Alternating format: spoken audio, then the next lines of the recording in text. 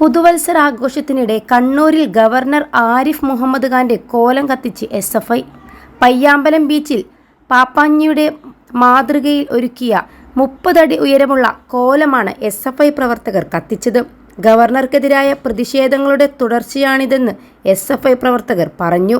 കേരളത്തിൽ സർവകലാശാലകളിൽ വർഗീയ നയങ്ങളുമായി മുന്നോട്ടു പോകുന്ന ചാൻസലർക്കെതിരെ കുറച്ചു ദിവസങ്ങളായി SFI വലിയ പ്രക്ഷോഭം സംഘടിപ്പിക്കുകയാണെന്ന് SFI സംസ്ഥാന പ്രസിഡന്റ് അനുശ്രീ മീഡിയയോട് പറഞ്ഞു. ഇതിന്റെ ഭാഗമായാണ് പയ്യാമ്പലം ബീച്ചിൽ വ്യത്യസ്തമായ പ്രതിഷേധം സംഘടിപ്പിക്കുന്നതെന്നും അവർ പറഞ്ഞു. +2 ഡിഗ്രി കഴിഞ്ഞവർക്ക് വേൾഡ്സ് ഫസ്റ്റ് AR/VR ക്ലാസ് റൂമിലൂടെ സ്മാർട്ട് ഫോൺ എഞ്ചിനീയർ ആവാം. കൂടുതൽ അറിയാൻ വിളിക്കൂ ബ്രിഡ്കോ ആൻഡ് ബ്രിഡ്കോ. പുതുവർഷം വരുമ്പോൾ വിദ്യാഭ്യാസ മേഖലയിൽ SFI പ്രതീക്ഷയും പ്രത്യാശയും ഉയർത്തിപ്പിടിക്കുകയാണ്.